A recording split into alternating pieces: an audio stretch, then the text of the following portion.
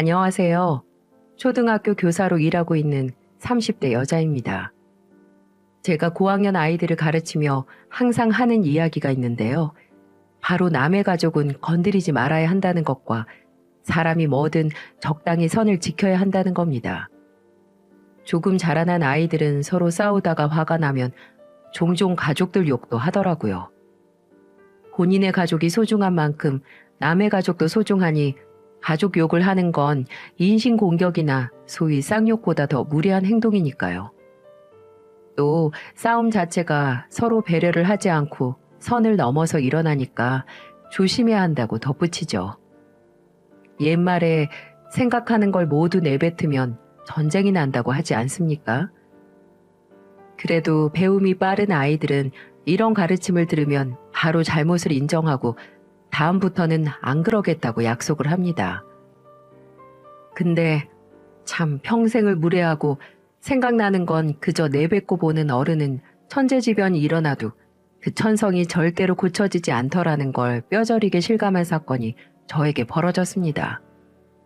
30대 중반 결혼 정년기에 들어선 전 친한 친구의 소개로 선개팅을 보게 됐어요.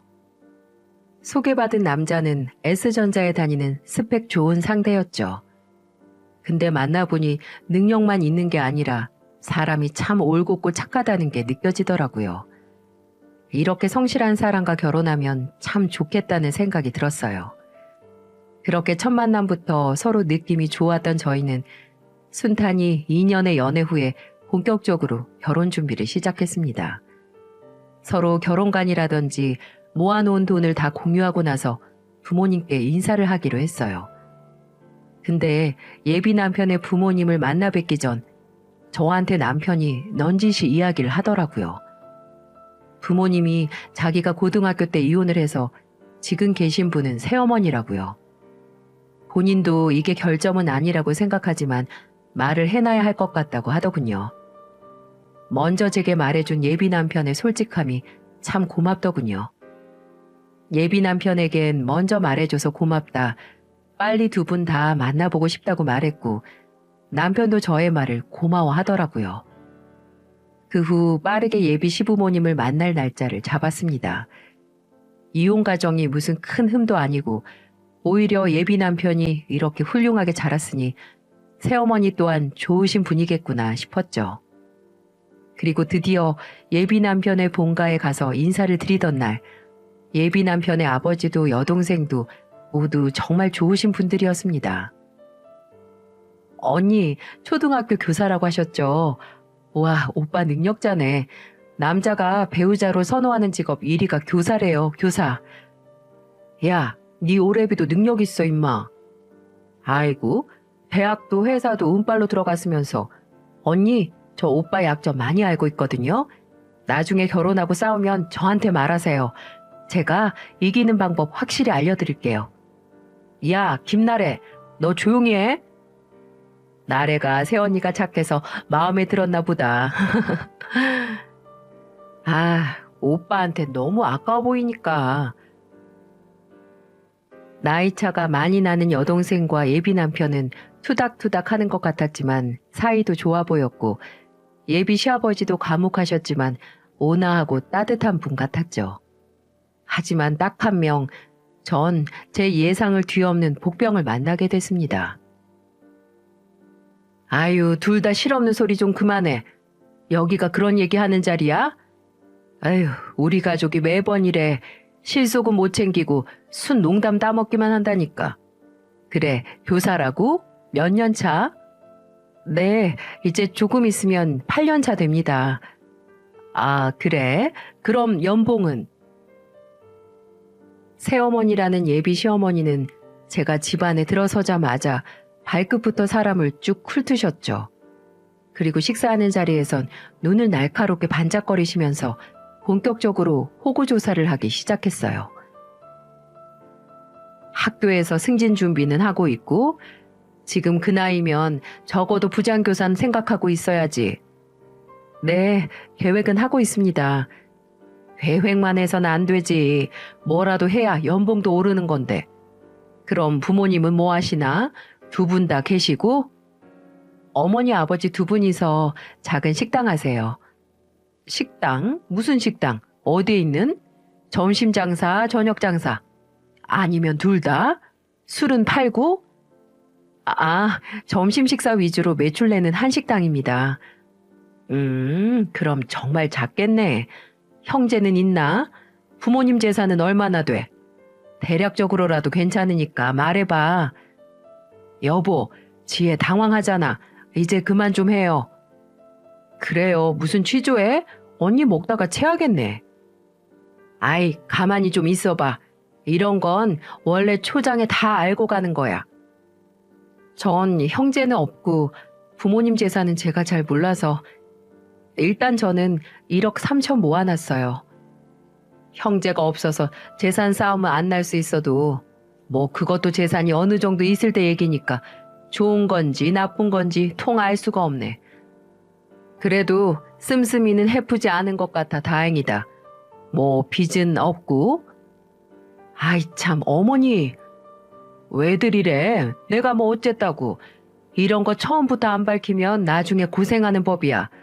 혹시 내가 묻는 게 너무 지나쳐요? 그럼 말하고. 아니 말하란다고 여기서 불편하고 무례하다고 말할 사람이 과연 있을까요? 전 불편한 내색을 숨기고 애써 웃었죠. 괜찮습니다. 작년에 학자금 대출 있는 거 다 갚았고 그 외에는 없습니다. 그래요. 잘했네. 그 말 바뀌면 안 돼? 결혼한 다음에 딴 말하면 큰일 나. 예비 시어머니의 질문은 예비 시누이의 말처럼 정말 취조에 가까웠어요. 내가 지금 여기 뭐 잘못해서 끌려온 건가 싶었고 노골적인 질문이 마치 며느리 면접을 보러 온 것 같기도 했죠. 하지만 이해가 안 되는 건 아니었습니다. 확실히 며느리로 드릴 사람에 대한 정보를 뭐든 알고 싶은 게 가족의 마음이니까요.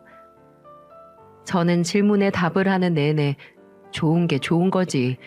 예비 시어머니 말 그대로 나도 초반에 나에 대한 신상 훌훌 털고 가자 하고 긍정적으로 생각하기 위해 노력했습니다. 근데 지금까지 제 대답에 그냥저냥 만족스러운 표정을 지었던 예비 시어머니가 던진 마지막 질문은 정말 상식 이하의 질문이었습니다. 아무래도 결혼을 좀 늦게 하네. 그치? 네, 일하느라 좀 늦어졌죠.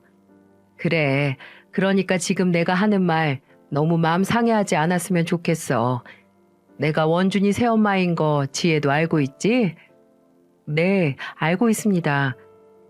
새엄마라고 해도 내가 얘 사춘기 때부터 얼마나 마음고생 많이 하면서 키웠는데 피 한 방울 안 섞였어도 나 정말 내 자식처럼 대했어. 그건 지금도 마찬가지고 부모가 자식 걱정하는 건 그냥 일이야, 일. 그래서 말인데 혹시 이혼 경력은 없나? 네? 어머니, 당신 그게 지금 할 소리야? 아니, 나이가 나이인지라 혹시 젊었을 때 잠깐 몇 년 살고 갈라지기 충분한 나이잖아. 안 그래?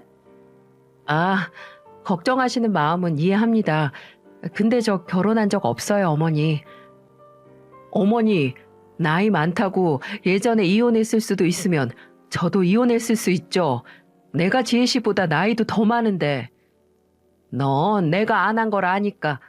아유, 정말 난리야. 이제 가족 될 텐데 이 정도 물어볼 수도 있지. 너무 기분 나쁘게 듣지 마. 자식 있는 부모가 조금이라도 자식 앞에 장애물이 될 만한 건 다 미연에 방지하는 건 당연한 거야. 너네도 나중에 자식 한번 낳아봐. 그땐 내 마음 다 알지. 그래, 지혜 말은 잘 들었어. 나중에 만날 때 확실하게 하게. 가족관계 증명서 한 통 떼와. 동사무소 가면 바로 떼주니까. 어? 과거 이혼 유무를 서류로 확인하기 위해 가족관계 증명서를 떼어오라는 예비 시어머니. 솔직히 조금 수치스럽기도 했고 제가 이렇게 의심받고 증명까지 해가면서 이 결혼을 해야 하나 하는 의문까지 들더군요. 예비 남편은 떼어올 필요가 없다고 본인이 미안하다고 했지만 예비 시어머니는 그날 절 배웅해 주시며 마지막 질문으로 저희 부모님 식당 주소를 물어보셨고 동사무소 꼭 가라는 말을 잊지 않고 붙이셨죠. 예비 남편의 말대로 가족관계 증명서는 떼어가지 않을 생각이었습니다. 물론 저는 찔리는 것도 정말 이혼 경력이 있는 것도 아니었지만 여기서 순순히 증명서를 떼어가 보여드리면 그걸 시작으로 예비 시어머니가 원하는 모든 걸 나중에 속속들이 증명해내야 한다고 생각했거든요. 집으로 돌아갔는데 부모님께서는 예비 시부모님 앞에서 잘했냐고 물어보시더라고요. 있었던 일을 다 말하면 속상하실 것 같아서 그냥 잘했다고 하고 말았네요. 나중에 예비 남편은 예비 시어머니가 예전부터 새엄마라는 것 때문에 애들한테 소홀히 한다는 말 듣기 싫어서 자식들 키우는데 좀 집착 아닌 집착을 했었다고 합니다. 학생 때부터 공부도 만나는 친구도 옷차림까지도 참견이 많았다고요. 그게 아직까지 이어진 것 같다고 신경 쓰지 말라고 하는데 솔직히 신경을 끄고 싶어도 마음처럼 쉽지만은 않았죠. 내 앞에도 말로만 듣던 시월드길이 활짝 열릴까 이런 불안감을 마음 한켠에 계속 가지고 있었습니다. 그러던 어느 날 예비 시어머니에게서 연락이 왔어요. 예비 남편에게 날리지 말고 따로 봤으면 좋겠다고요. 전 드디어 올 것이 왔다고 생각했어요. 예비 시어머니는 제 퇴근 시간에 맞춰 만나자고 하셨고 저는 복잡한 심정으로 약속 장소로 나갔습니다. 예비 시어머니는 먼저 카페에 앉아서 커피를 드시고 계셨죠. 어머니, 안녕하세요. 그래, 잘 왔어. 앉아. 원준이한테는 우리 만난다고 말 안 했고? 네, 말하지 말라고 하셔서. 그래, 걔 알아봤자 잔소리만 해. 내가 다 지 위하느라 그러는 건데. 안 그래도 걔한테 한 소리 들었잖아. 뭐하러 증명서까지 떼어보냐고. 그래서 그건 내가 그냥 넘어가기로 했어. 우리 며느리가 그렇다면 그런 거겠지. 내가 믿을게. 아, 네. 그건 그렇게 넘어가고 내가 어제 지혜 부모님이 하는 식당에 갔었어. 네? 저희 부모님 식당에요? 내가 그 주변에서 일이 있어서 갔다가 지혜 부모님 식당이 그 근처인 게 딱 생각나는 거야. 그래서 얼굴 한번 볼 겸 갔다 왔지. 아, 그러셨어요? 저희 부모님께선 별 말이 없으셔서. 그럴 수밖에. 따로 원준이 엄마라고 말 안 했으니까. 네? 왜요? 그냥 손님으로 가야 그 집 진짜 맛을 알 수 있는 거야. 괜히 사돈 왔다고 평소보다 음식량도 많이, 맛도 더 신경 쓸 수도 있잖아. 서비스 수준도 잘 알 수 있고. 대체 이게 무슨 소리인지 여러분들은 아시겠어요? 아니 무슨 위생 감독관도 아니고 그냥 일반 손님인 척 속이기까지 해서 저희 부모님 식당에서 알아내고 싶은 게 뭔지 전혀 감이 오질 않더라고요. 근데 이게 끝이 아니에요. 예비 시어머니가 이어서 한 말들은 저를 더 뒷목 잡게 하더군요. 근데 거기 남자 사장님이 지의 아버지인 거지? 네, 맞아요. 따로 종업원은 없고 주방 이모만 계셔서 남자 직원은 저희 아버지뿐이세요. 그럼 팔은 어떻게 되신 건가? 보니까 한쪽에 문제가 있던데. 이게 무슨 말이냐고요? 저희 아버지는 예전에 사고로 왼쪽 팔 팔꿈치 아래부터 절단된 상태거든요. 집에서는 그냥 있으시지만 평소 일하실 때는 의수를 착용하고 계시죠. 그걸 보고 온 예비 시어머니는 호기심 가득한 얼굴로 저희 아버지 팔에 대해 물으시는데 참 씁쓸하더라고요. 식당 하시기 전에 공장에서 일하시다가 사고로 잃으셨어요. 아, 공장에서? 그래도 그 상태로 식당 일도 도와하신다니 그 양반도 참 대단하시네. 일하기 불편해 보이시던데 어머니도 어디 불편한 데는 없으시고? 전혀 진심이 안 담긴 말이라는 게 너무 티가 나더군요. 고개 까닥이면서 사람을 품평하는 듯한 태도에 황당함을 넘어서 화가 나기 시작했죠. 근데 식당에 하도 사람이 없어서 깜짝 놀랬어. 나 빼고 몇 테이블 손님도 없던데. 아, 그랬어요? 어머니 혹시 몇 시에 가셨어요? 10시? 아마 그때쯤? 어머니 문 여는 시간에 가셨네요. 그렇게 배고프셨어요? 아침 안 드시고 가셨나 봐요. 점심시간도 아닌데 그렇게 일찍. 점심 장사하는 식당에 점심시간 훨씬 전에 그것도 문 여는 시간에 가서 손님이 바글바글 할 거라고 생각한 게 말이 되나요? 예비 시어머니는 이걸 시작으로 부모님의 식당을 아주 씻고 뜯고 맛보고 즐기기 시작했습니다. 저는 부글부글 끓는 속을 진정시키면서 적당하게 맛받아쳤죠. 아, 내가 그냥 그 근처에 그 시간에 볼 일이 있어서. 근데 얘 맛도 좀 영 내 맛이 아니더라. 내가 삼삼하게 먹어서 그런가. 김치찌개 시켜 먹었는데 아니 김치찌개 그 기본적인 것도 맛이 별로면 어떡해? 내가 6,000원 내면서 아까워서 혼나네 진짜. 김치찌개를 드셨어요? 왜 코다리찜 전문점에서 사이드 메뉴를 드셨어요? 이왕 손님인 척 가신 김에 코다리찜을 드셔보시죠. 횟집 가서 튀김만 먹고 온 거나 다름없잖아요. 그쵸? 아, 내가 생선은 좀. 하여튼 어머니한테 김치찌개 김치를 바꾸던가 하라고 말씀 좀 드려. 아무리 본 메뉴 아니더라도 그러면 안 되지. 끝까지 코다리찜 전문점에서 김치찌개 개발 더 하라고 훈수 놓는 예비 시어머니의 말에 그냥 알았다고 대답하고 말았네요. 그런 사람들 아시죠? 그저 끝까지 본인 말만 맞고 상대방이 시인할 때까지 계속 똑같은 말만 하는 그런 사람들에겐 그저 상대 안 하는 게 답이죠.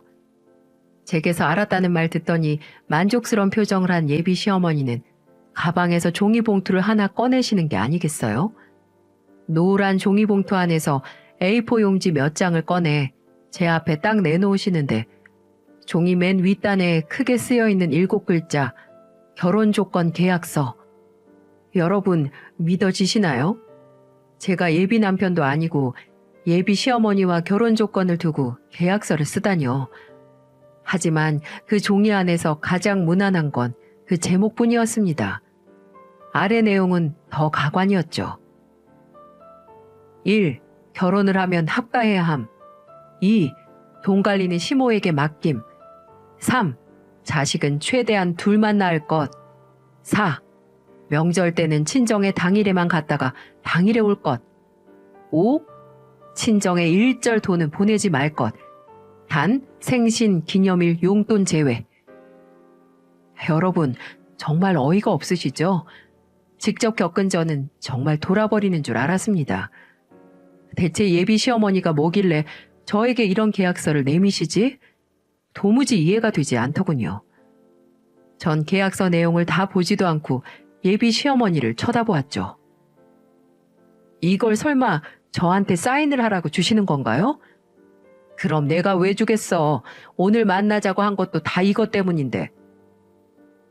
너무나 당당한 표정에 오히려 이 계약서를 불합리하다고 생각하는 제가 이상한 건가 이런 착각마저 들었습니다. 그런 제 생각이 표정에 조금 드러났는지 예비 시어머니는 빠르게 하나마나한 설명을 시작하더군요. 너무 복잡하게 생각할 거 없다. 다 너네 생각해서 쓴 거니까. 합가해서 같이 살면 생활비 절약되고 나중에 아이 낳으면 내가 봐주기도 하고 얼마나 좋니? 돈도 요즘 젊은 애들 모아봤자 얼마나 모으겠어. 너 8년 일하면서 1억 모은 거 아무것도 아니야. 애도 요즘 같은 시대에 누가 되는 대로 낳니? 그냥 둘만 낳아서 안 외롭게 키우면 되고. 그리고 어차피 딸은 결혼하면 출가 외인이다. 어차피 결혼하면 이제 우리 식구인데 친정은 하루만 잠깐 다녀오는 게 너네도 덜 피곤할 거야.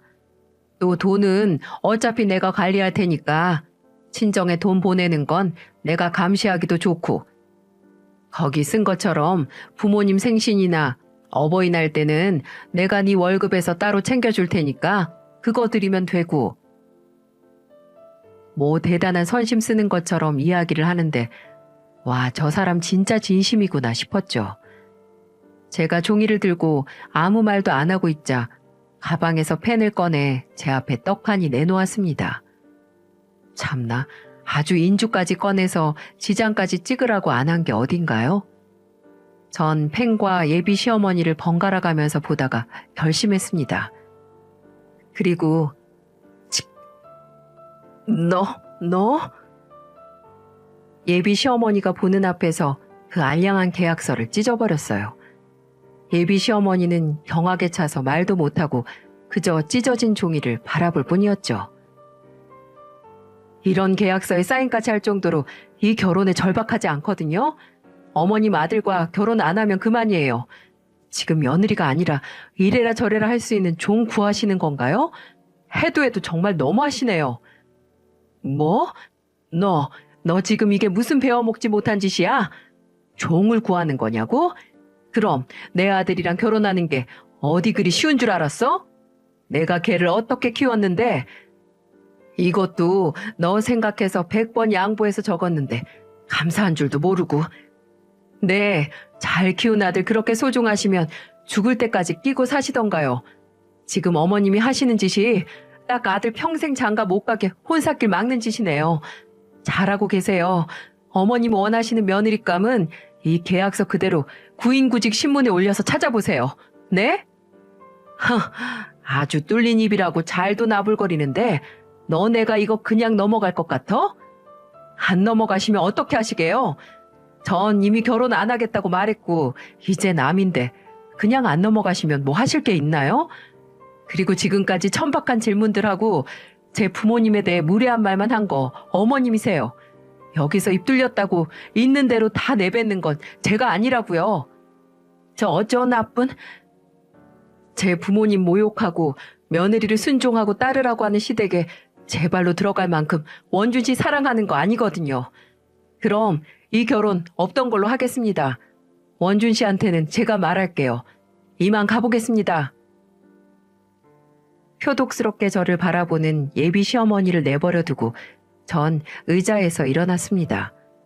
마지막 예의로 인사를 한 후에 돌아서다 안 한 말이 생각나서 다시 예비 시어머니에게 말했죠. 그리고 어머니가 누구 요리에 이래저래 말 붙일 실력은 아니세요.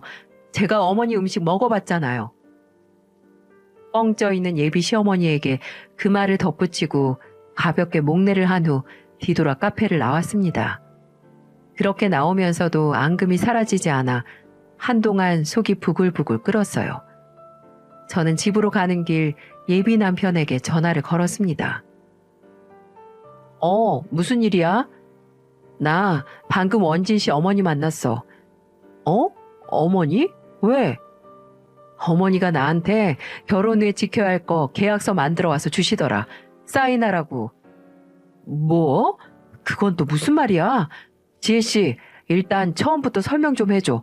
무슨 계약서? 결혼하고 지켜야 할 조항 써져 있는 계약서에 사인하라고 하셔서 못한다고 했고 파혼한다고 했어. 파혼? 그래, 우리 이제 남남이야. 나 원진 씨 어머니 같은 사람 시어머니로 못 모셔. 우리 그만 끝내. 앞으로 연락 안 해줬으면 좋겠어.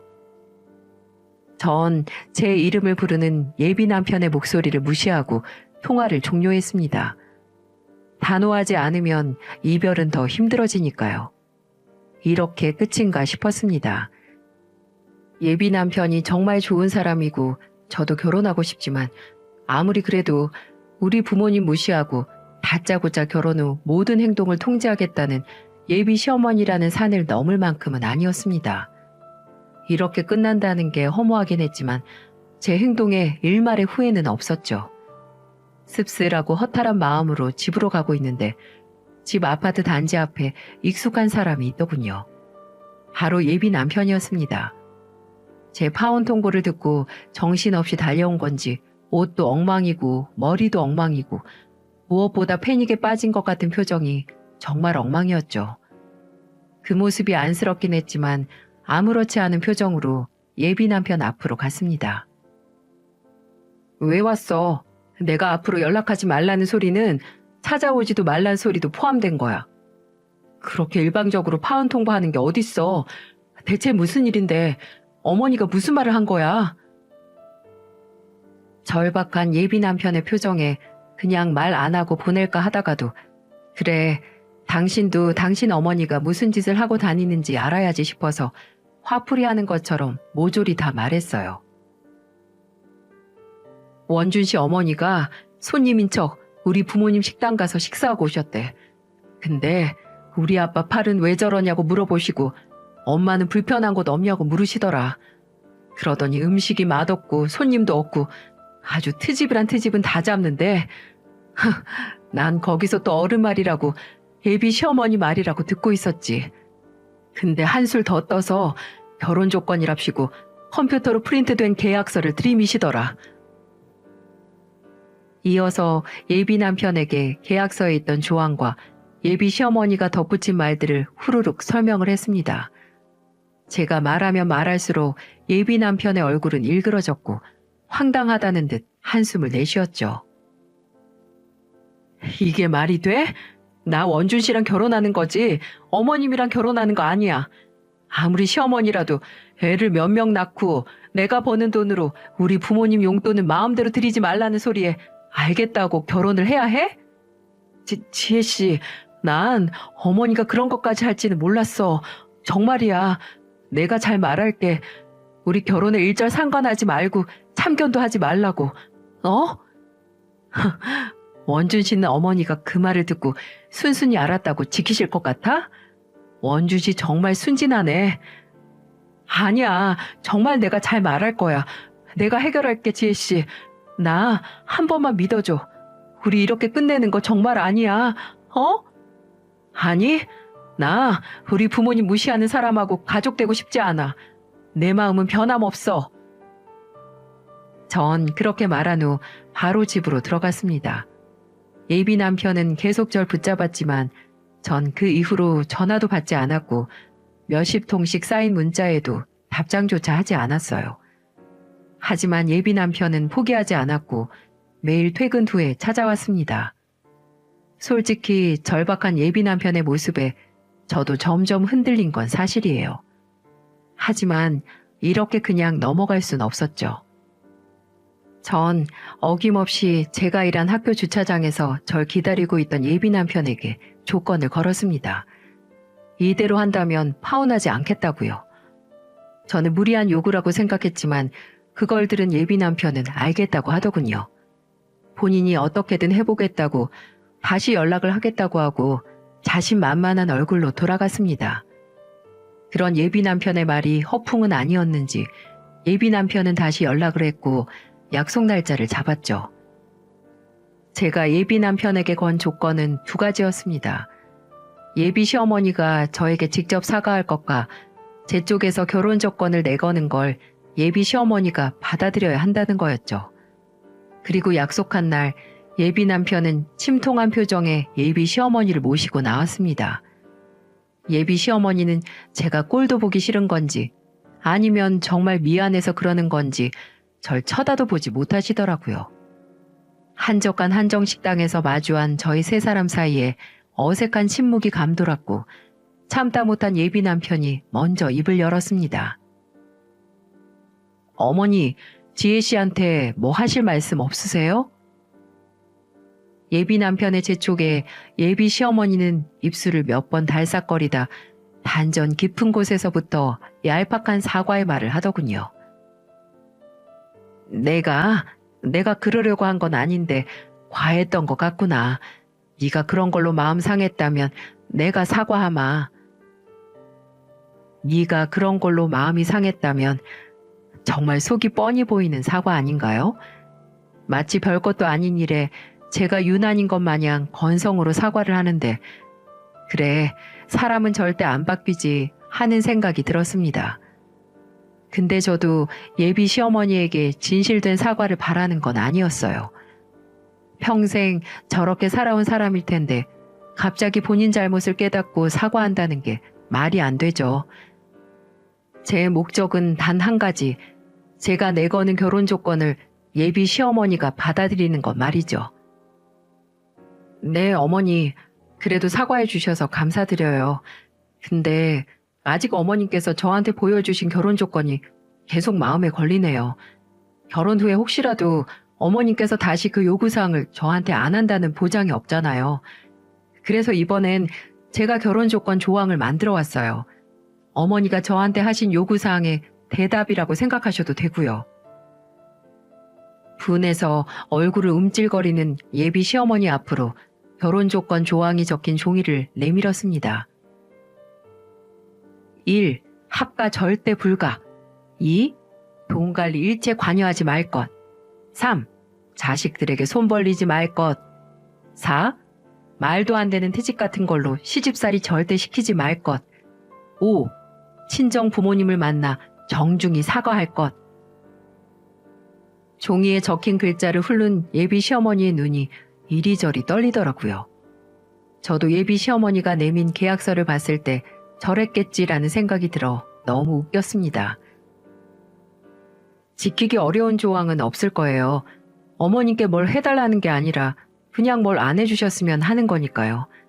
그나마 마지막 조항이 어려우실 수도 있는데 어머니께서 저희 손님인 척 저희 부모님 식당에 갔다 오셔서 저한테 험담하신 건 사실이니까요. 예비 시어머니는 그저 눈을 내리깔고 있을 뿐 별말이 없었습니다. 저 원준 씨랑 결혼하고 어머님이랑 나쁘게 지내고 싶지 않아요. 이것만 지켜주시면 저랑 문제 없으실 거예요. 무건 수행을 하고 있는 예비 시어머니 눈치를 보던 예비 남편이 기다림을 참지 못하고 다시 대답을 재촉했습니다. 어머니. 옆구리를 찌르는 예비 남편의 목소리에 예비 시어머니는 입술을 몇 번 달싹거리더니 입술을 무겁게 열었어요. 그래, 알았다. 전 솔직히 기대도 하지 않았거든요. 사과는 할 수 있어도 제가 내민 결혼 조건 조항을 받아들이겠다고까지 해서 정말 놀랐어요. 나중에 예비 남편의 말을 듣고 보니 예비 남편이 조건을 들어주지 않으면 본인은 예비 시어머니와 인연을 완전히 끊겠다고 선언했다고 하더라고요. 천륜을 끊는다는 협박에 예비 시어머니도 백기를 드신 거죠. 그렇게 의견이 조율이 됐고 예비 시어머니는 상견례 자리에서 저희 부모님께 사과를 하기로 했습니다. 파혼의 위기를 넘긴 예비 남편은 누구한테 쫓기기라도 하는 것처럼 빠르게 상견례 날짜를 잡았죠. 솔직히 불안하지 않았다면 거짓말이겠죠. 입만 열면 문제될 말만 하는 예비 시어머니와 저희 부모님이 만나는 상견례 자리는 정말 시한폭탄을 안고 밥을 먹는 것과 마찬가지였으니까요. 그래도 소중한 아들과 영까지 끊길 뻔했는데 이전보다는 조심하겠지라고 믿었죠. 그리고 대망의 상견례 날, 상견례 장소는 제게 보상이라도 하듯 예비 남편이 예약한 저희 부모님께서 좋아하시는 식당이었어요. 정말 놀란 건 예비 시어머니가 초반부터 힘겹게 먼저 사과의 말을 꺼내시는 겁니다. 저에게 식당 주소를 듣고 손님인 척 간 적이 있다고요. 본인은 그저 호기심에 한 행동이지만 지혜와 사돈분들에게 실례인 행동이라는 걸 나중에 알았다고 죄송스럽게 생각한다고 하시더군요. 그래도 저에게 했던 사과보다는 진정성이 있는 사과였어요. 저도 저희 부모님도 예비 시어머니의 사과를 듣고 마음이 좀 누그러졌어요. 그래도 마음이 담긴 말이 가진 힘 때문인지 그 사과를 시작으로 상견례 분위기는 점점 훈훈해졌습니다. 서로 이런저런 덕담도 오고 가고 칭찬도 오고 가고 예비 시어머니는 무례한 발언을 전혀 하지 않으셨죠.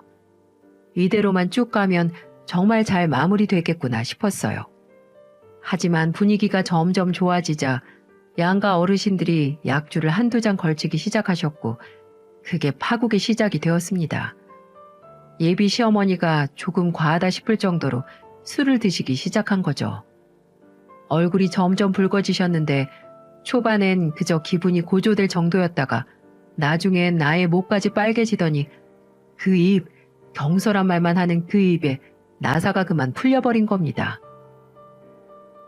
근데 사두는 어떻게 밥 장사를 시작한 거예요? 무슨 남자가 코다리찜이에요, 코다리찜이. 아니, 그보다 음식점 하면 안 되는 거 아니에요? 음식이 너무 맛이 없어. 그러니까 손님이 오겠냐고요. 어허, 여보, 당신 취했어. 그만해. 엄마, 이제 그만 먹어요. 그만. 아이, 내가 뭘 취해. 나 하나도 안 취했어, 정말. 유난이야, 유난. 안 그래요, 사부인? 아, 제가 궁금한 거 있는데, 혹시 사돈 양반 팔이 혹시 유전인가요? 우리 손주들도 젖장나면 큰일 아닙니까? 장애는 유전이라고들 하잖아요. 아이고, 안 사돈이 취하셨네요. 우리 이만 일어나는 게 어떻겠습니까? 혀가 잔뜩 꼬인 발음으로 저희 아버지 팔을 가리키며 말하는데 아버지는 그저 화를 가라앉히고 빨리 이 자리를 마무리 지으려고 하셨어요. 문제는 저희 어머니께서 무릎 위에 주먹이 부들부들 떨리고 있었던 겁니다. 어머니는 화가 끝까지 나서 당장이라도 폭발할 것 같았죠. 제가 그런 어머니를 보며 어떻게 하지 고민하고 있을 때 예비 남편과 예비 시아버지는 예비 시어머니 손에 들린 술잔을 뺏고 있었습니다. 어머니, 이거 좀 놓으세요. 너무 취하셨어요. 이제 그만. 아, 나 정말 안 취했다니까.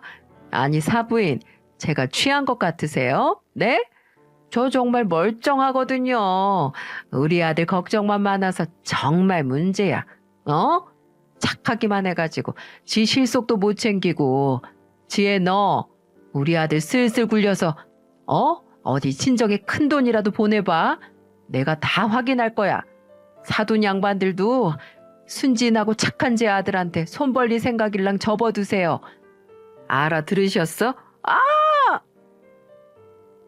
저와 부모님에게 손 벌리지 말라고 경고를 하던 예비 시어머니는 말하다가 말고 갑자기 비명을 지르셨습니다. 비명의 원인은 바로 저희 어머니가 예비 시어머니 얼굴에 던진 먹다 말아서 뼈만 남은 갈치구이 때문이었어요. 그렇습니다. 예비 시어머니의 무례하디 무례한 술주정에 화를 도저히 참을 수 없는 저희 어머니가 눈앞에 생선 뼈다귀를 냅다 예비 시어머니 얼굴에 던져버린 거죠. 상견례 자리는 한순간 조용해졌습니다. 날아간 생선 뼈다귀로 정막만이 감돌았어요. 예비 시어머니 얼굴엔 처량하게 생선구이 조각들이 묻어 있었죠. 그 침묵을 깬 건 바로 저희 어머니였습니다. 어디서 천박한 주정이나 부리고 있어? 뭐? 음식이 맛이 없어? 유전이 뭐가 어쩌고 어째? 당신 지금 제정신이야? 엄마, 어머니, 아니 사부인, 지금 뭘 던지신... 내가 참다 정말 안 되겠어서 그 입 좀 막으려고 던졌다. 생선 뼈다귀로 쳐맞았으면 좀 담을까 싶어서 어디서 도둑놈 마냥 몰래 기어들어와서 손님인 척하고 밥 먹은 사돈 식당 음식이 맛없다고 불평하고 우리 남편 팔을 들먹이고 있어?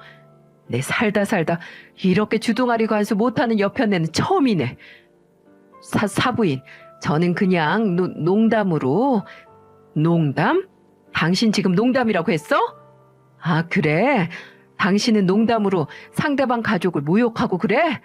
그게 당신 유머야? 아까 장애는 유전이라고 했지? 진짜 장애가 뭔 줄 알아? 바로 당신처럼 남 모욕하고 무례한 걸 무례한지도 자각조차 못하고 다른 사람들 불쾌하게 만들어서 피해만 주는 게 바로 장애야. 그래도 다행이네. 원준이는 당신 진짜 아들 아니라서 유전 안 될 테니까. 어때? 나도 당신처럼 농담 한번 해봤다. 상견례 자리는 정말 말 그대로 아수라장이 됐습니다. 하지만 한껏 열받은 어머니의 말이 통쾌한 건 사실이었어요. 어머니는 겉옷과 핸드백을 챙기시며 말하셨습니다. 이 결혼 없던 걸로 하겠습니다. 이렇게 경우 없는 집안 무서워서 우리 귀한 딸 보낼 순 없죠. 지혜야, 여보, 일어나요. 그만 갑시다. 장모님! 그때 놀라서 굳어있던 예비 남편이 일어나 가려던 어머니 발치에 냅다 무릎을 꿇었습니다. 예비 남편은 어머니 앞에서 손을 싹싹 빌었어요. 장모님, 죄송합니다. 오늘 저희 어머니가 저지른 물에 제가 진심으로 사과드릴게요. 정말 죄송합니다. 근데 저 지혜랑 못 헤어집니다. 제가 어떻게 해서든 결혼 후에 저희 어머니 지혜 곁으로 못 오게 할 테니까 제발 저 하나 믿고 결혼 허락해 주세요. 네? 제발 부탁드립니다. 별 감흥 없이 애절한 예비 남편의 모습을 보던 어머니는 저를 돌아보더니 물으셨어요. 지혜야, 너 얘랑 꼭 결혼해야겠니? 어머니의 날카로운 질문에 저는 즉답을 했죠. 아니요. 미련 한 톨 없는 제 대답에 예비 남편의 싹싹 빌던 손에 힘이 탁 풀리더군요. 어머니도 제 대답에 만족스럽게 고개를 끄덕이셨고 마지막으로 아직도 얼굴에 생선구이 조각 붙이고 멍 때리고 있던 예비 시어머니에게 말하셨습니다. 당신 아들한테 손 벌리지 말라고 했죠? 당신이야말로 당신 아들한테 그만 매달리라고 하세요. 그럼. 저희 가족은 그대로 식당에서 나왔습니다. 그날 술도 못하는 저희 어머니는 소주 반병을 드시고 잠드셨죠. 괜히 제가 예비 남편과 예비 시어머니에게 기회를 줘서 이런 못 볼 걸 보여드린 것 같아 너무 죄송스러웠죠.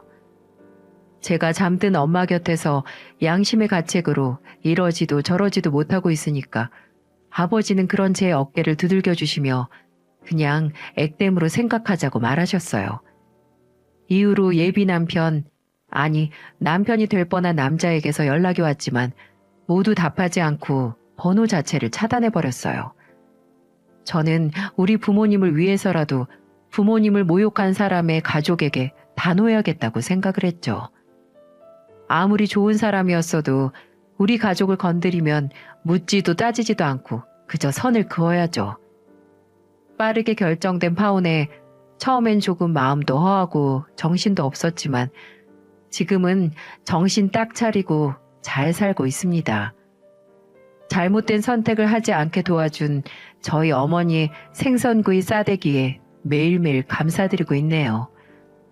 마더 테레사의 명언 중에 사랑은 가장 가까운 사람인 가족을 돌보는 것에서부터 시작된다. 이런 말이 있죠. 곁에 있는 가족을 당연하게 여기지 않고 늘 그 소중함을 잊지 않는다면 저에게도 또 다른 사랑이 찾아올 수 있겠죠. 지금까지 기나긴 저의 이야기를 들어주셔서 감사합니다. 여러분들도 여러분의 가족들과 늘 행복하시길 바랍니다. 감사합니다.